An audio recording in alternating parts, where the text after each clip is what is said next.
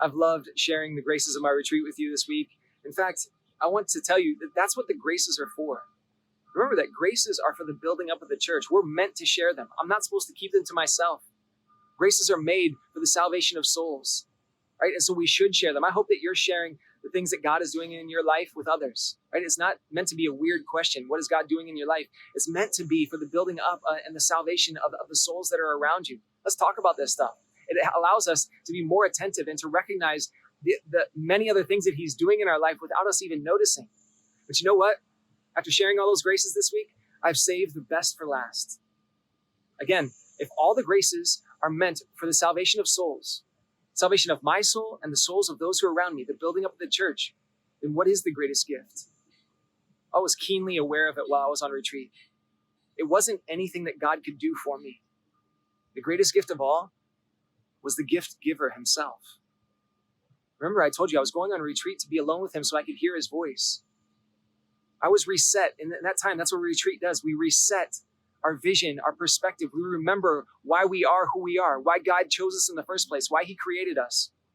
On this retreat, I was keenly aware of the fact that I was there just to be with God alone. Even if I didn't hear anything, even if I didn't receive anything, even if I didn't recognize that it was a great and beautiful week, I was just there to be with him alone. He is the reward. He was the reward the entire time. And I love experiencing that and remembering that because we often forget it. You know, one of the greatest temptations and mindsets that we can get into as Christians, and I know that I've been there and I know that many of you are experiencing it even now. One of the greatest temptations is that we would come to love God's gifts more than we love him. That we would be tempted to love what he can do for us more than we would love him. Isn't that one of the greatest temptations that we can do in this life with the others who are around us too, those who are made in the image and likeness of God?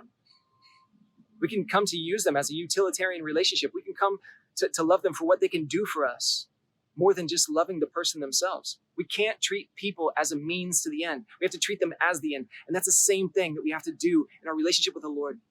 We have to be reminded that we're not using him for what he does for us. And then dumping him. That's why it's a danger, right? Because if he doesn't do for me today, am I just going to dump that relationship? No, I love him for him himself. It reminds me of the story of St. Thomas Aquinas at the end of his life. Thomas Aquinas, one of my heroes, one of the men who should be all of our heroes, he's taught us more about God and how to love God and about our faith than anybody else in history, in my opinion.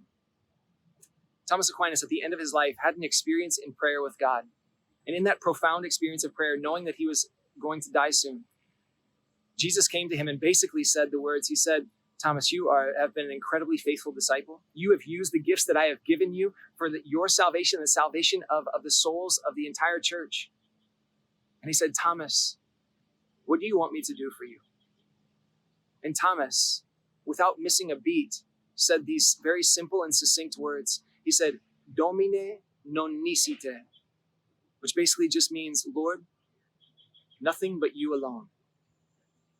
You know, those words aren't words that Thomas just came up with in the moment.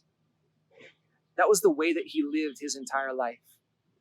He spent his life for God, and he knew that even all the gifts that he had been given, all the gifts that had been given in the church, could never compare to the gift of God alone. Let's remember that. Let's remember that today, that even though the Lord fills us with gifts, even the Lord, he's given us great responsibilities in suffering.